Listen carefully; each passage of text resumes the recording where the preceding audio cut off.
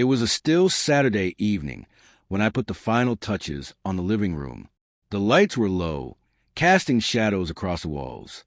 The TV was paused on the opening frame of a video, and a small velvet ring box sat slightly open on the coffee table. I waited in silence, heart thudding, listening for her key in the door. For weeks, I'd known something wasn't right.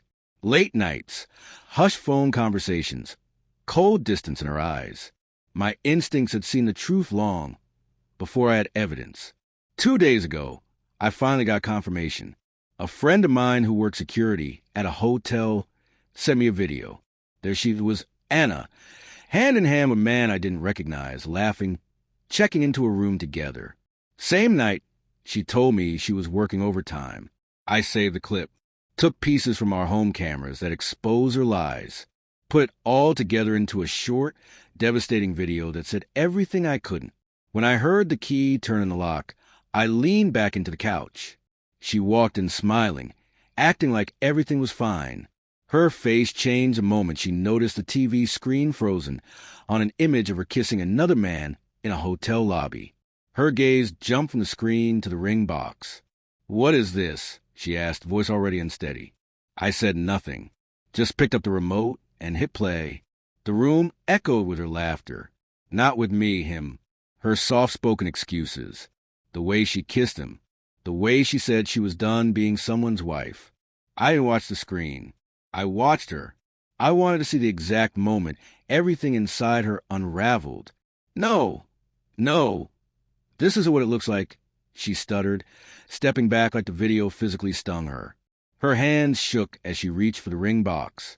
I had taken the wedding ring she'd abandoned on the bathroom sink weeks ago, snapped it clean in half, and placed it inside that box, open for her to see.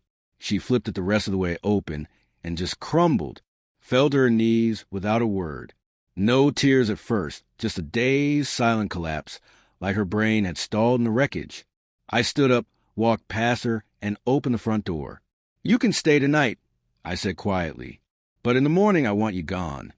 Still nothing, just her breath catching and her eyes wide with shock.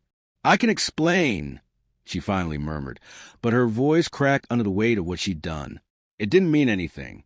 It was a mistake. I let out one bitter laugh, dry and sharp. You don't accidentally deceive someone for months. You don't find yourself in a hotel room by mistake. That wasn't one bad decision, Anna. That was a choice you made again and again. She reached for my hand, and I stepped away. "Please," she begged, her voice breaking. "Don't do this. We can fix this. I'll end it with him. We can get help, therapy, whatever you need." I shook my head.